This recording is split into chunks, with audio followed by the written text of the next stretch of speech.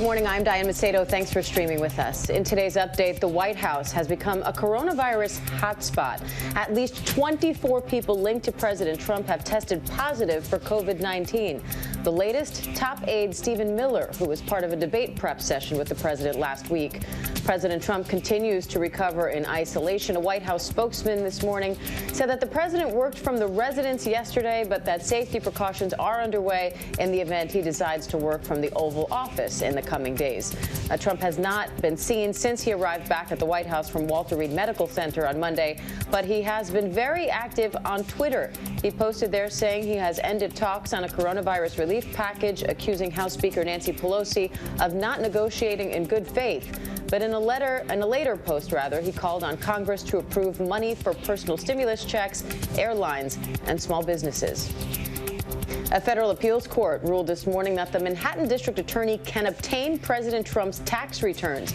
They rejected the president's argument that the subpoena should be blocked because it was too broad. President Trump is expected to appeal the decision to the Supreme Court.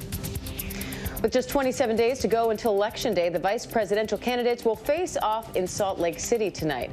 We'll see some extra COVID precautions in place compared to the first presidential debate. Senator Kamala Harris and Vice President Mike Pence will be seated more than 12 feet apart or stationed more than 12 feet apart. Harris's team has also requested a plexiglass barrier between the candidates. And a new report is thrusting the Trump administration's family separation policy back into the spotlight.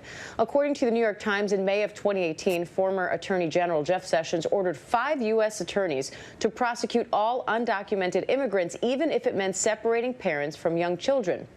The Times says the report is based largely on a draft report from an Inspector General investigation.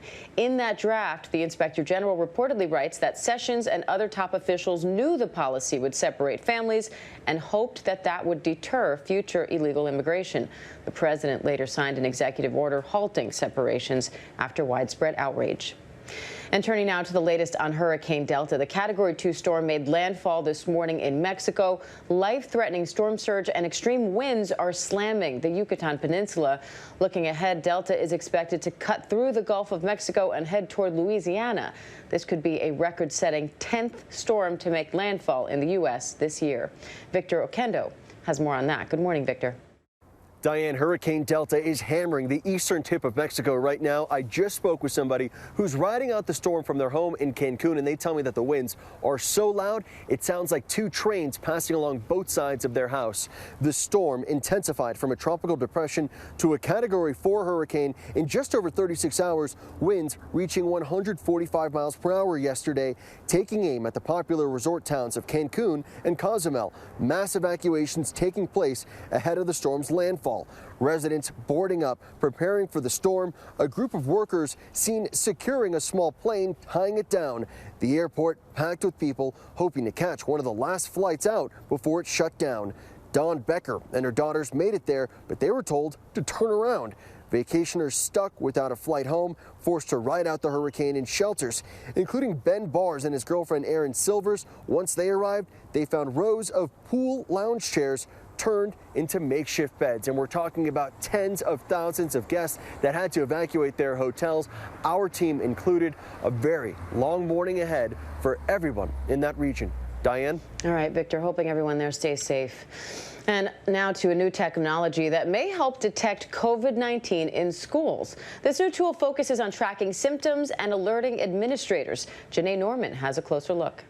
This morning, GMA with an exclusive look at a new device said to be able to track coughs, sneezes, and fever in the classroom. Teaming up with engineers and epidemiologists, Clorox, the company famous for bleach and wipes, taking us along for its first test run in a classroom. How can it pinpoint coughs and sneezes? There is a microphone in the device, and it is trained to look at the unique frequencies that are coughs and sneezes. The temperature is monitored with a thermal sensor. At this empty elementary school in New Jersey, researchers showed us how they say this illness symptom tracker works.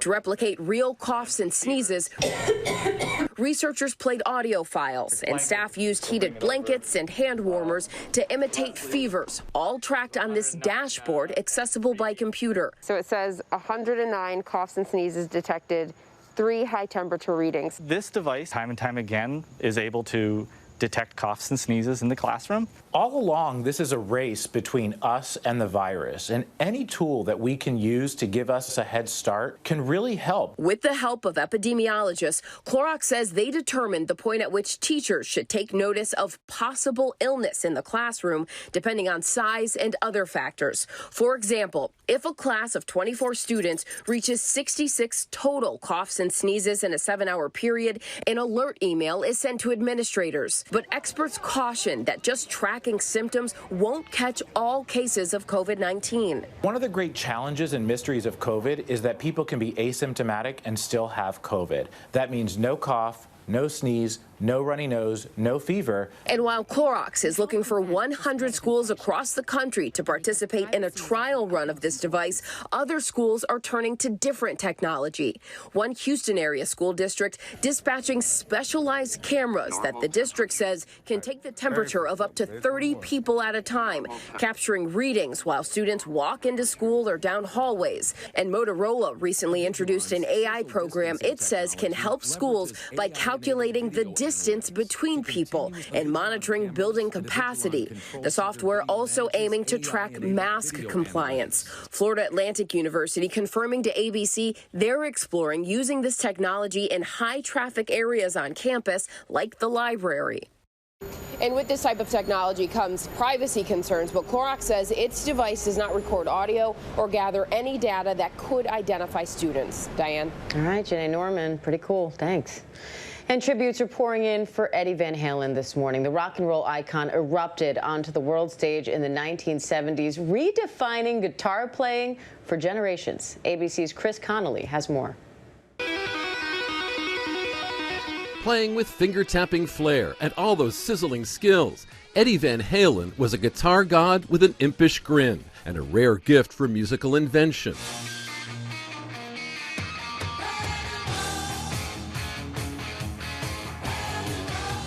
Eddie Van Halen combined dazzling technique with hit-making creativity to lead his group Van Halen to chart-topping success from the 1970s to the 90s. On tracks like Hot for Teacher, he joined forces with singer David Lee Roth's state-of-the-art swagger. As Van Halen's Odd Couple kept the heavy rotation hits coming, from the speed burner Eruption to the power chords of Runnin' with the Devil.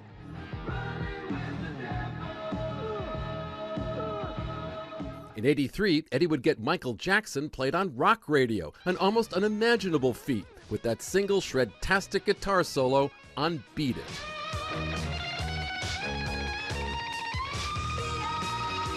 Hard rock's Mozart would lead his group from FM to MTV, with a pop smash Jump, playing both guitar and synthesizer. You might have an image of being crazy guys or whatever, but we're all four individuals. You know, we're all different, but we work together. I think we're good. His 1981 marriage to beloved actress Valerie Bertinelli also brought him some mainstream attention. They'd have a son, Wolfgang, before going their separate ways in 2007. Just as high profile would be Eddie Van Halen's split with David Lee Roth, replaced in '86 by Sammy Hagar, vocalist on Van Halen mega hits like Why Can't This Be Love, When It's Love, and Right Now.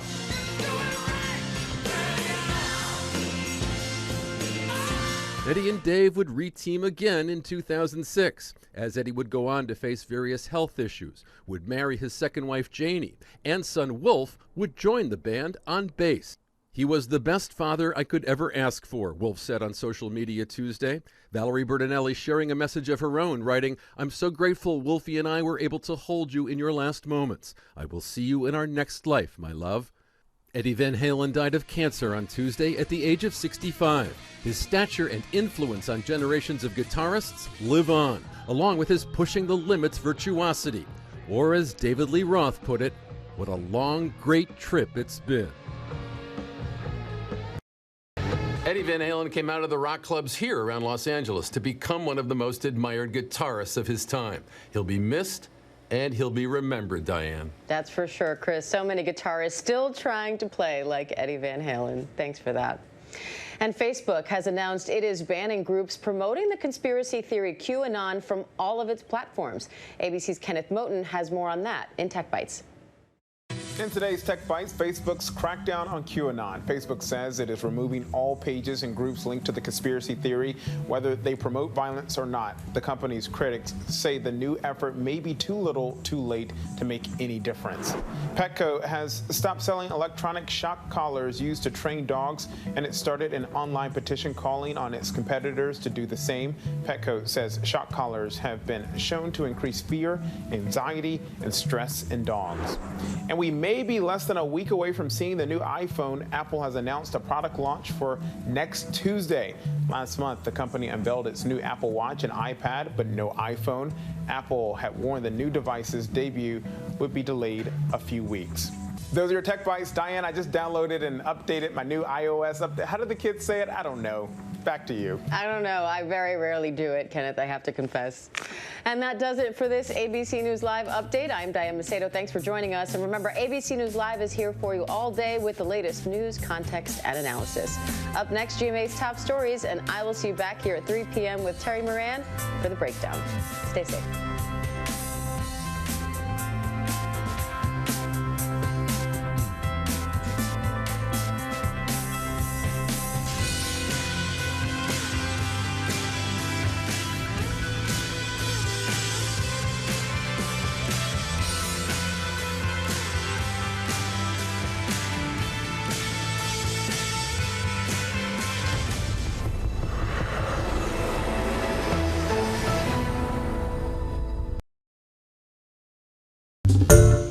Hi everyone, George Stephanopoulos here. Thanks for checking out the ABC News YouTube channel. If you'd like to get more videos, show highlights, and watch live event coverage, click on the right over here to subscribe to our channel, and don't forget to download the ABC News app for breaking news alerts. Thanks for watching.